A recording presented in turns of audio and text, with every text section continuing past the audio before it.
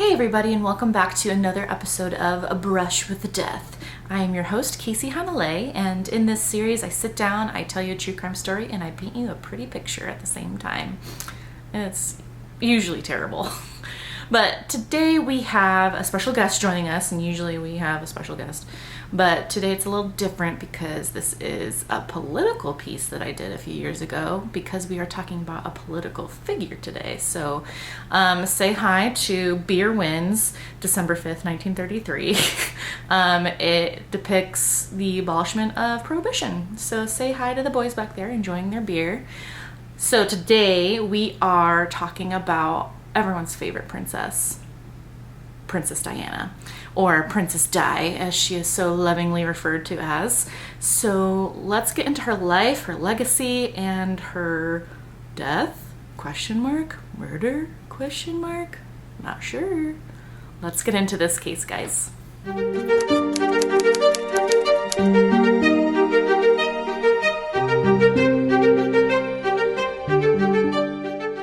So little Diana was born July 1st, 1961 in Sandringham, England. Let me know if I said that right. To her father, Edward John Spencer, and her mother, Frances. She also had two older sisters, Jane and Sarah, I believe. Yes, Jane and Sarah, and a younger brother, Charles. Now, she did have an older brother, John, but he unfortunately died in infancy before Diana was born. So they had a big family. I also found that on both her mother and father's side, her grandmothers on either side were ladies-in-waiting to the Queen Mother Elizabeth. So if you don't know what ladies-in-waiting are, basically they are like a gal pal attendant for the members of the royal family. So the Spencer family was very well known to the royal family at this time, before even Diana was born. So when Diana was very young, her parents unfortunately divorced. Later, her younger brother Charles commented that he suspected it was mostly due to the mother's inability to produce a male heir, which, first of all, you have Charles, so like male heir, and then you have John, like he died in infancy, so like it doesn't seem like she's having trouble at all. But she was sent to several clinics to figure out why she couldn't. And now we know with modern medicine that it's actually the male part of that interaction that determines the sex of the baby. So not really her fault. Anyways, I digress. So they were divorced, and Edward actually got custody of all the children, which what happened there? And he got remarried to Rainey, I think it's Rain, the Countess of Dartmouth, which, all right. But Diana later said that she did not have a good relationship with her, and her childhood was very lonely and unhappy, which is really sad. But we all know how Diana turns out, and she does turn into this really good person. So obviously it did not deter her from becoming who she was meant to be.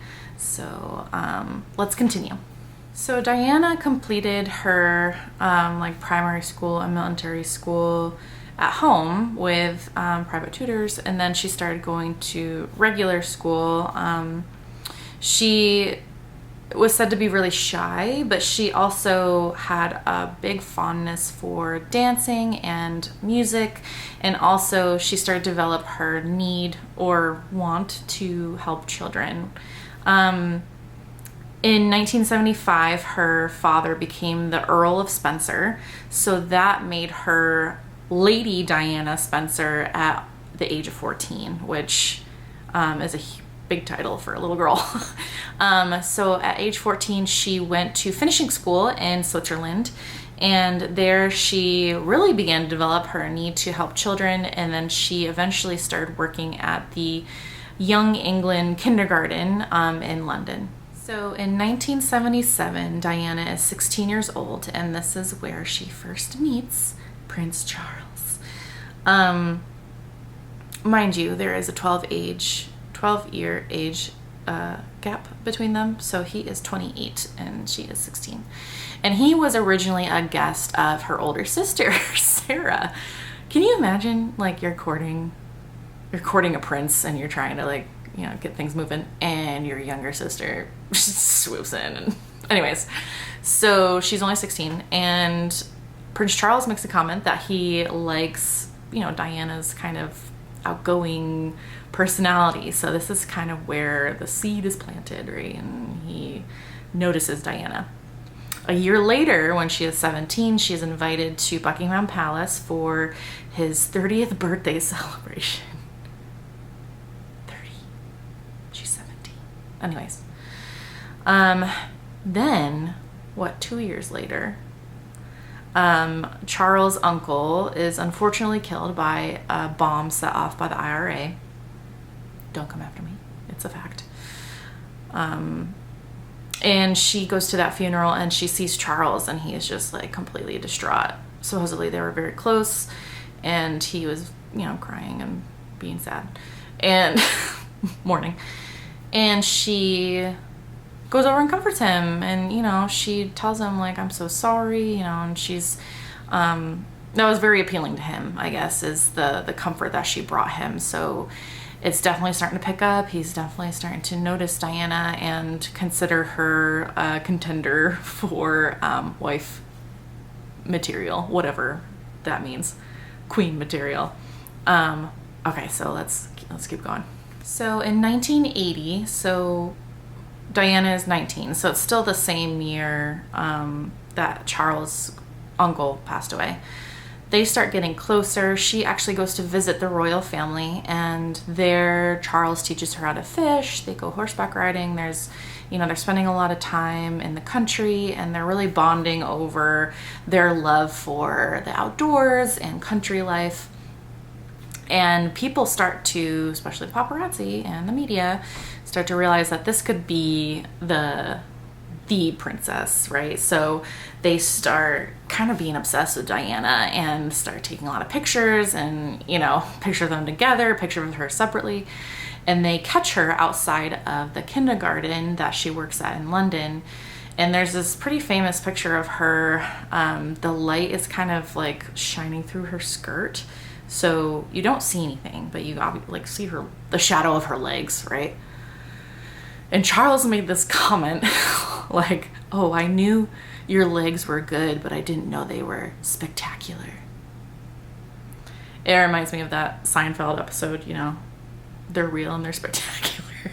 Anyways, it's just, like, kind of in bad taste. So this could be your future wife. So 1981, so a year later, the king writes Charles a letter, basically urging him to make a decision on Diana. Like, you either ask her to marry you, or you let her go and keep her reputation, you know? Like, you can't just string her along, Charles. So he took that as an order from the king to marry Diana. Probably not a great idea, as we will see. So in February 1981, he did not waste any time. He invited Diana to Windsor Castle, and there he proposed in a very kind of awkward way. Now, he expected Diana to kind of take some time to think about, you know, the commitment that she's making, because not only is she gonna, like, marry this dude, but there's a lot of responsibility that comes with this title and the royal family and all that stuff. But she immediately said yes. Yes, I'll be princess. I will be your princess. You know, I think I probably would do the same thing. I don't really know, you know, if looks had anything to do with it, if she really loved Charles. I think she did.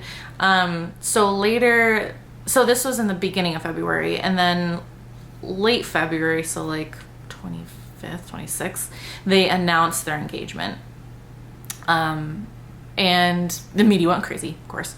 And interviewers are asking them questions, and one of them asked, oh, are you in love? And Diana's like, oh, well, of course. And Charles says, well, whatever in love means. Dude, you just got engaged. Like,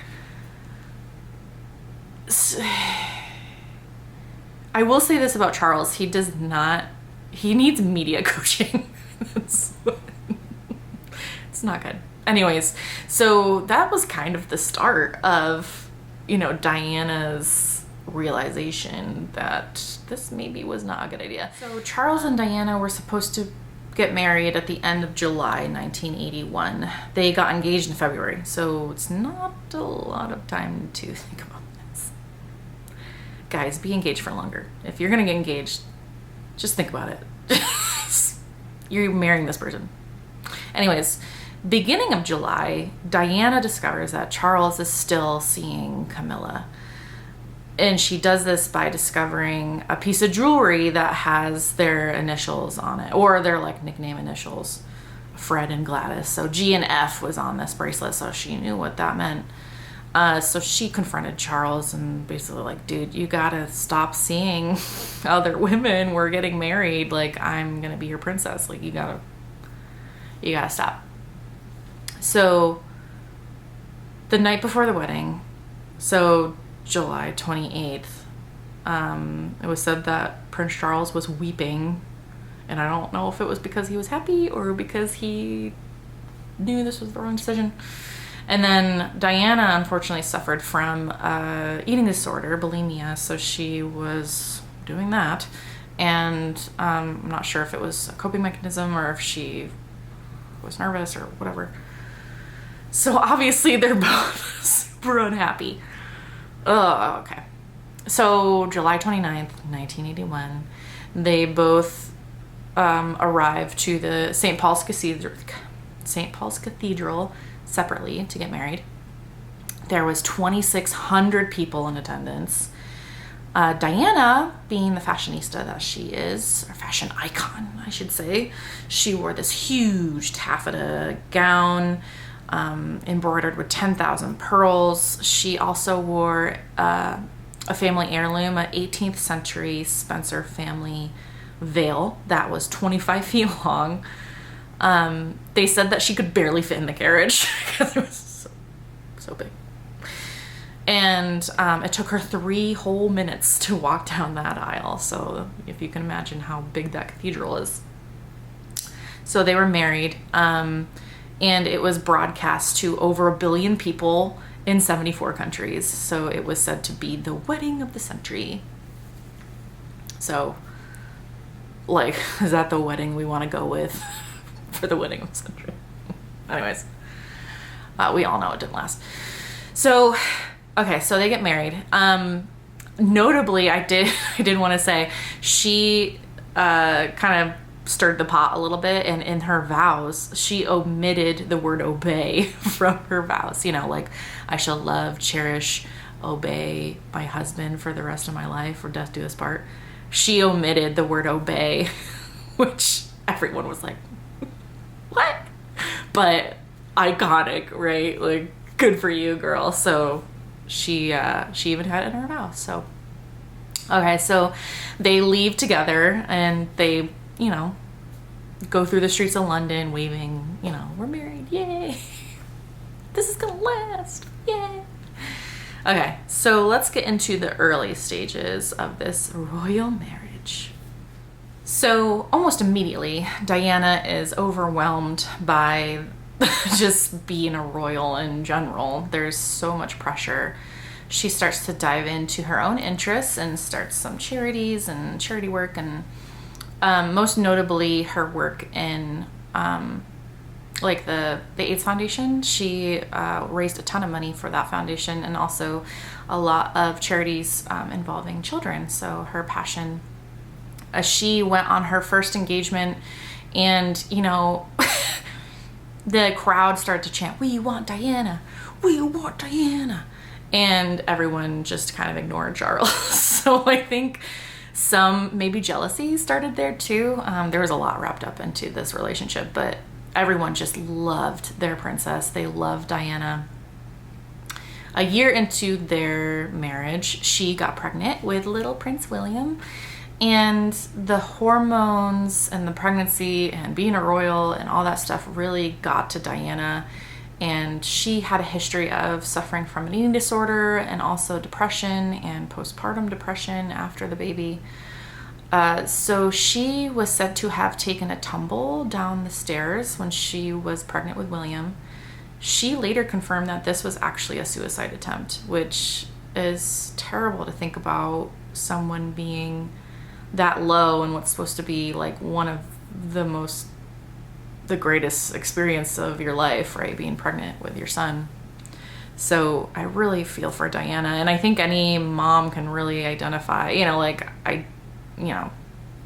relate to this, because it is hard. And especially when you have a boy too, because there's a lot of testosterone going on and stuff, So she did confirm that later on, but don't worry, because later, a few months later, she does give birth to William, and he is happy and a bouncing baby prince, and they are both so excited about their son William. So it did work out, and she did suffer from postpartum after the baby was born.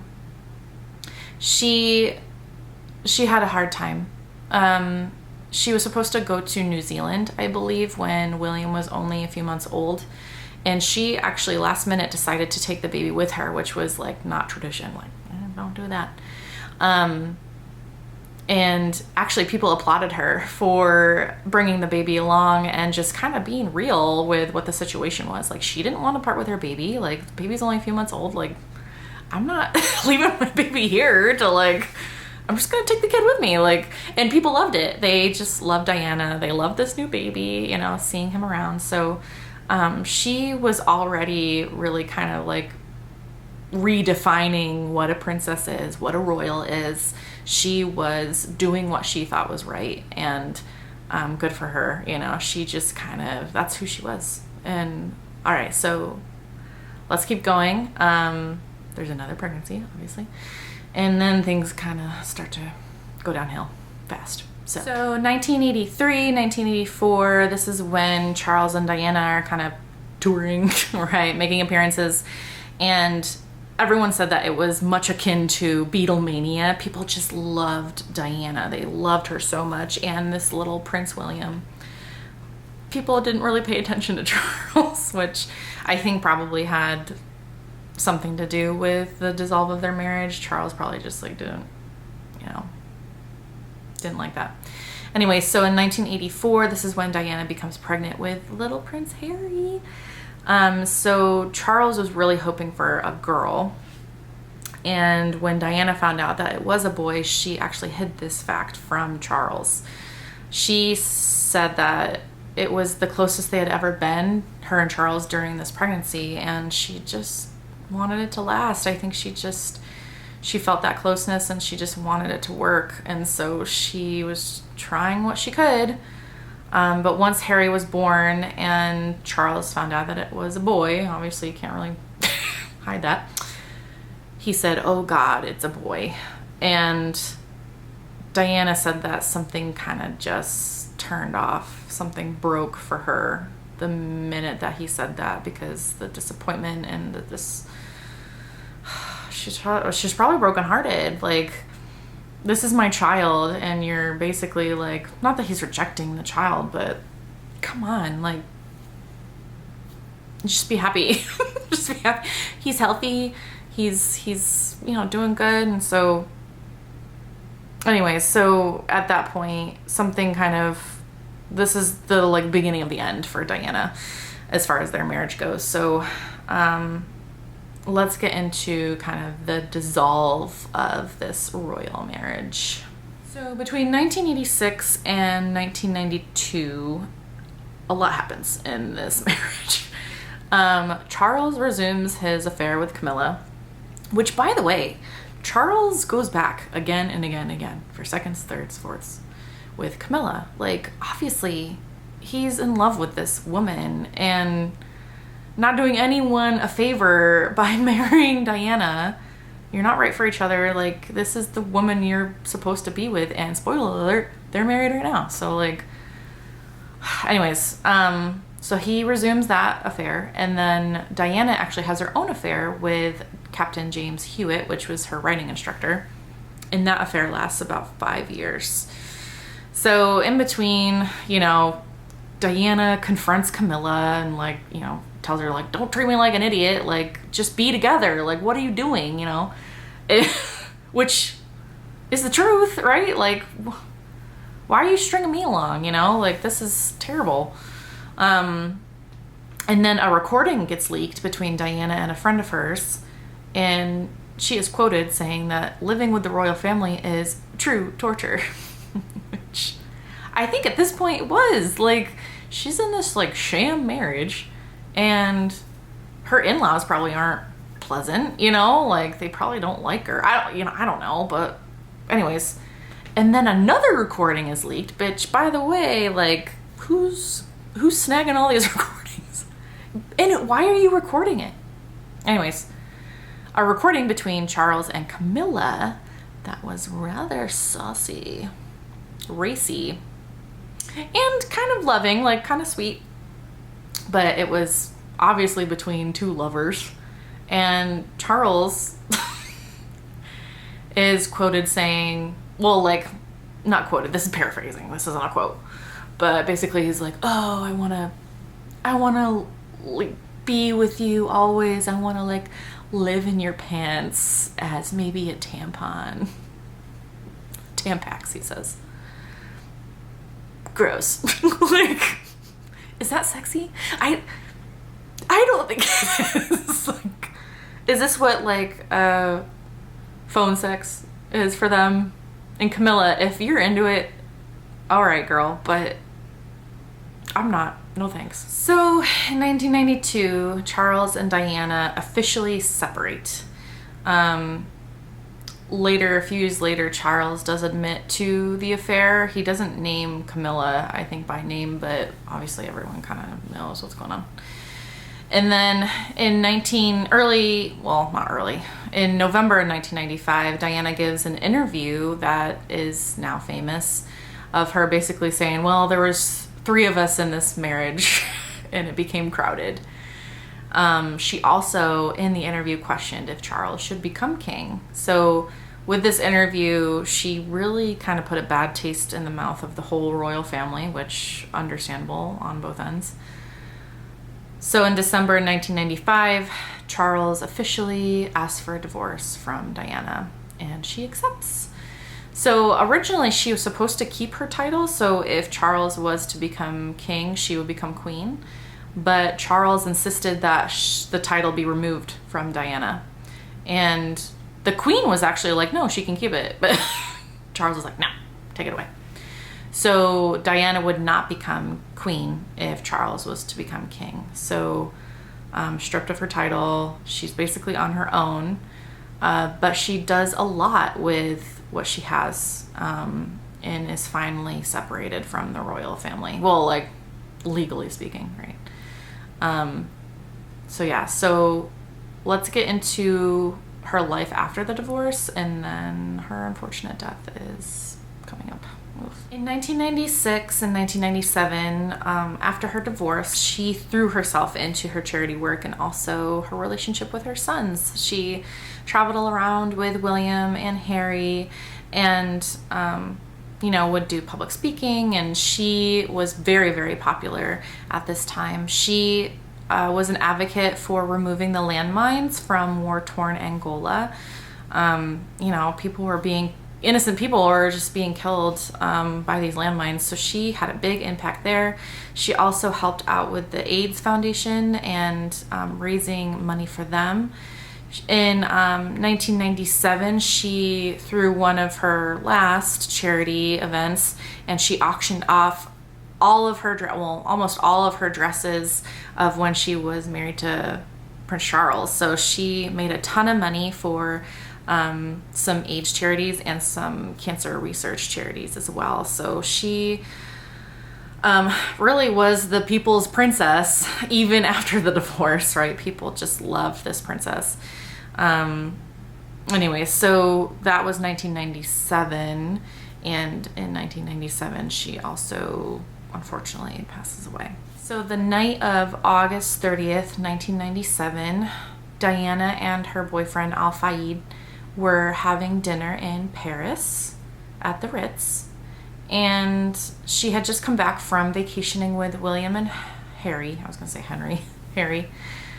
She had a brief phone call with them before the infamous car ride, and it was a very short conversation. Hey, Mom, love you, talk to you later, that kind of thing.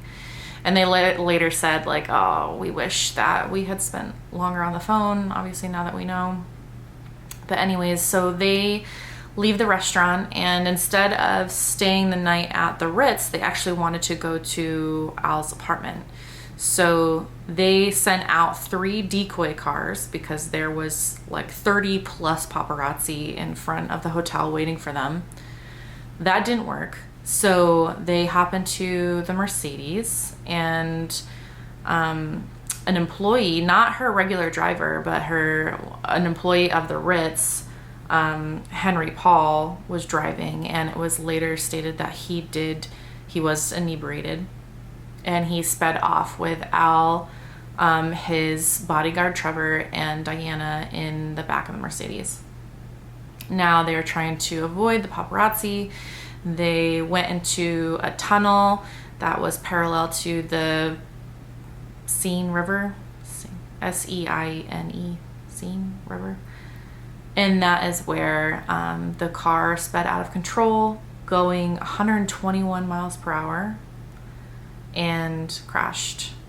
Now, Henry Paul and Al Fayed died instantly. Diana was still alive temporarily, and the bodyguard is the only one that survived because he was wearing his seatbelt. Later, they got a comment from the first responder that pulled Diana out and was doing chest compressions and stuff. He said that she like temporarily woke up, and her last words were, "My God, what has happened?" And so he thought that he had saved her, and he thought she was going to be okay.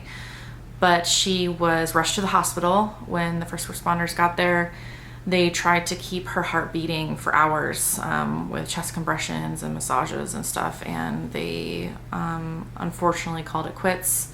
And early morning, 4 a.m., August 31st, 1997, Diana was pronounced dead due to her extensive injuries and internal bleeding from that car accident. On September 6, 1997, the funeral was held at Westminster Abbey. Diana's casket was on this very large gun carriage drawn by 6 black horses. Her sons, William, 15, and Harry, 12, walked the 4-mile procession through the streets following their mother. There was thousands and thousands of people there in person. It was broadcast to over 2.5 billion people to watch the ceremony. Her eulogy was given by her younger brother, Charles, the Earl of Spencer, and a performance by Elton John, who changed the lyrics of Candle in the Wind to dedicate to the late princess. She was laid to rest on her family's estate on a small island that's very private. So she is with her family again. So rest in peace, Diana. Okay, so let's get into the conspiracies about her death, quote unquote, accidental death. I don't know. I'm on the fence. There's some weird things going on here, so we can get into it. And then we'll get into her legacy and be done for the day. So the first conspiracy theory that I came up with, or not I came up with, but I saw, was that Diana was pregnant. So this was claimed by her boyfriend's father, Al Fayed's father, that this is the reason why she was killed off, right? So he stated that the crown couldn't take the fact that she was pregnant, and there was a potential of his son, right, Egyptian Muslim, becoming a part of the royal family. And that's, sorry, I'm laughing because I'm uncomfortable. I'm not laughing because it's funny. So that's the reason why she was killed off. So this was disproven by her. She did have an autopsy, and they stated that she was not pregnant. There was no signs of pregnancy, so she didn't even, abort the baby or anything like that. She did give interviews a few months before her death saying that she had a big surprise, and no one really knew what that meant, if maybe she was planning on becoming pregnant, or maybe she thought she was pregnant. But those close around her said that she wasn't pregnant. So take it or leave it. I don't know. It could be, if she was pregnant, I think that would be a very good theory, right? So, but it was proven that she hadn't been pregnant since Harry. So yeah. So let's get to the next one. Another theory out there is that she was going to be killed by the establishment at some point or another. And Diana actually predicted this and thought that was actually going to happen. She, after the divorce, a letter of hers was found by her butler in her writing that stated that she, was really lonely and just wanted someone there to comfort her. And she thought that maybe somebody was trying to kill her off, either by a plane crash, a brake failure, a car crash, to make way for the next suitor for Prince Charles. So, and she kind of was right. That's what happened, right? She died in a horrible car crash. She actually, before this letter was written too, she had some brake problems in her car that were resolved, but she definitely thought her safety was a concern, right? She thought that maybe that was a possibility and that somebody wanted to, pick her off so that they could make way for the new suitor. So, there's not a lot of proof behind that, obviously, but there is the letter and there is that car failure that she had, the brake failure. So I don't know, it has some legs, right? What do you guys think? You think the establishment is after her? I don't know. How would they have done that? I don't know. Let me know your thoughts. How would they have orchestrated that? If the person driving was inebriated and stuff, it seems like an accident, but maybe it's not what it seems. Maybe it wasn't an accident. All right, let's go to the next one. So another theory out there is that the paparazzi purposely crashed the car or acted in a way so that the car would crash. This is very far-fetched, I think. First of all, how are you going to prove that? They pushed the car. They didn't push the car. The car was driving at 121 miles an hour. They were trying to get away. Obviously, maybe it was a cause and effect thing, right? But you can't make someone crash a car just by pursuing them. You know what I mean? So I'm not sure this theory has any foot to stand on, but it was also proved that, or in the investigation, right? Because there was an investigation. They determined that, the paparazzi wasn't necessarily at fault because, they had gotten away, right? But, it was just an unfortunate set of circumstances that made the car crash, right? So the paparazzi was let off the hook. It doesn't mean that they are allowed to harass people or, threaten people. And I don't think that actually happened. But who knows? We weren't there, so we don't know what transpired, and maybe one of the members of the paparazzi had a hand in causing this accident. So, but not one of the strongest theories, I think. So another theory out there is that Henry Paul, the driver of the Mercedes, had something to do with the car crash, maliciously planning the car crash. Obviously, he drove the car. So what they say is that maybe he was hired to stage the accident by maybe the French or the English, authorities. It was said that he was a security guard at the Ritz. He was one of Al Fayed's, employees. So he was a security guard. People said that he had more money than expected of a security guard, so maybe he was being paid off or something. People theorize that he like switched the bodies of the driver, when they discovered the car crash, that it wasn't actually him. And so that the toxicology report would like match up, right? That he was drunk. Also, people said that he didn't seem drunk when he left the Ritz. He seemed like completely with it. He was acting as security guard and driver, right? He wouldn't have entered that car if he knew he was drunk. So just some weird stuff going on there. But honestly, like none of this has been proven.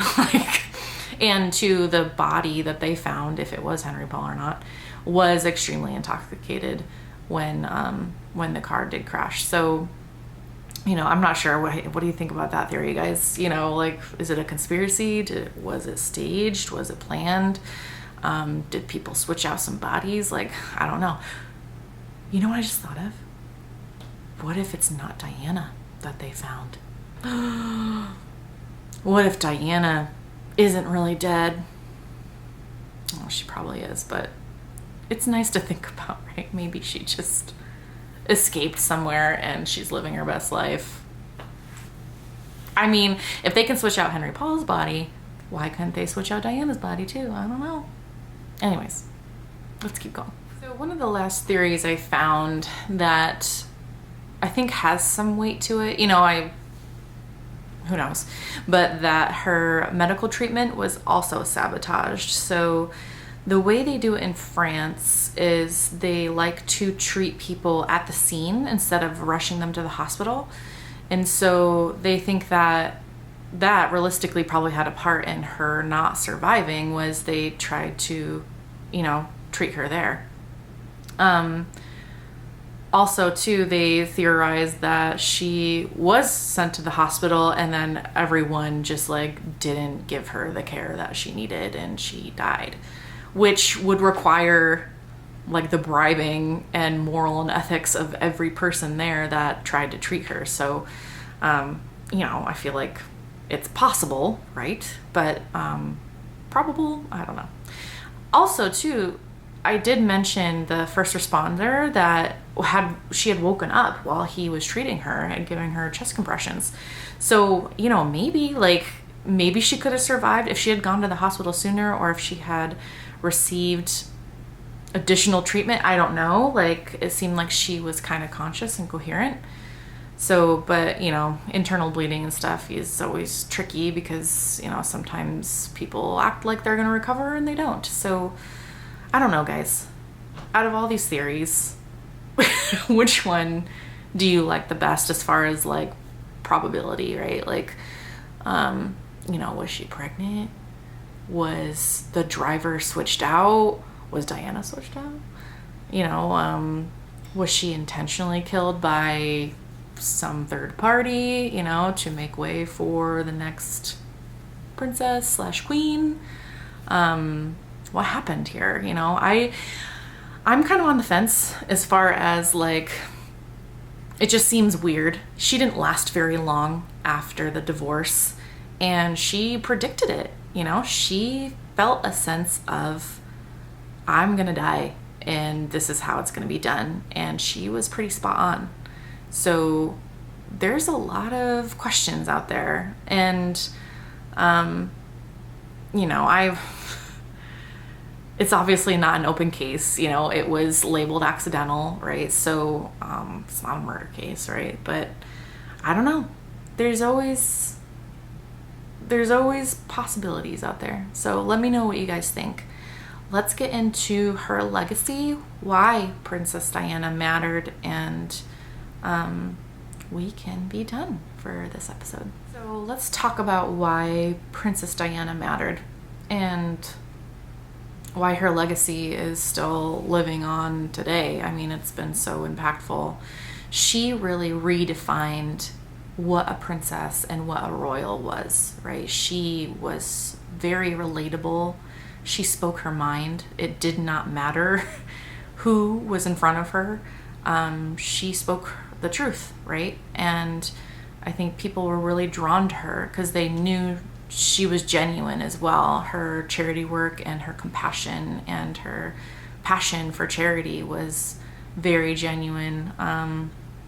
She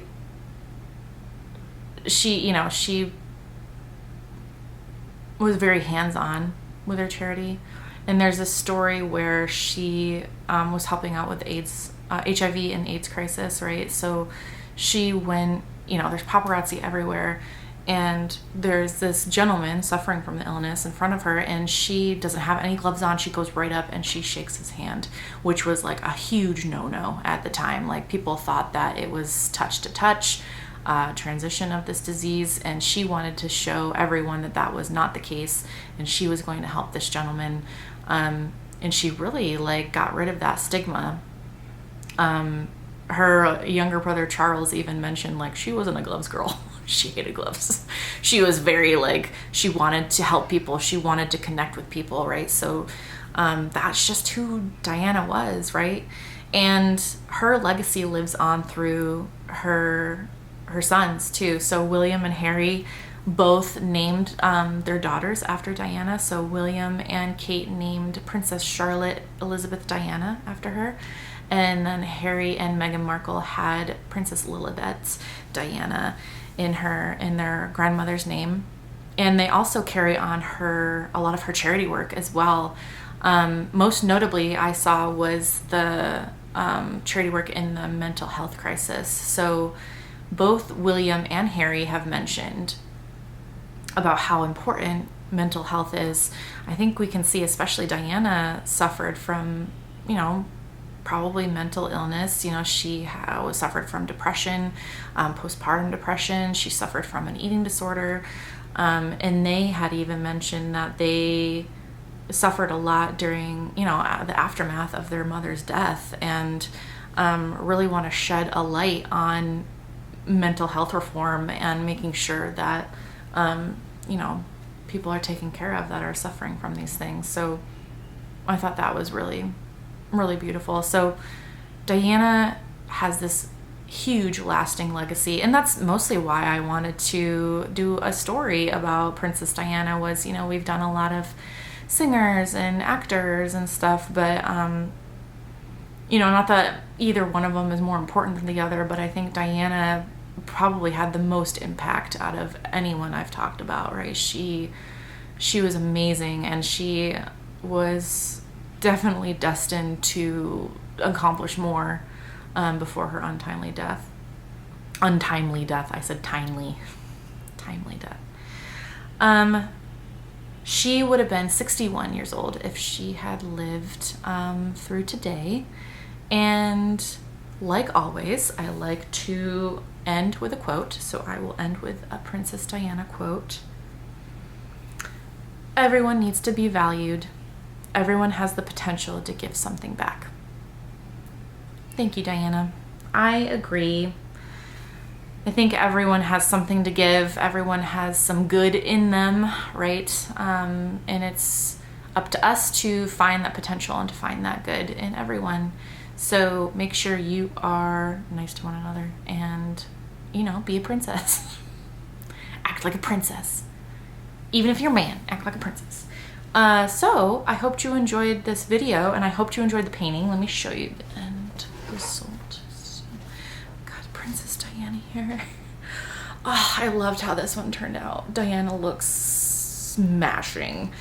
This is her revenge dress right after she divorced Charles. She wore this like little black number to this charity event, and like, look how, not only was she like a beautiful person inside, but look, she's just beautiful person inside and out.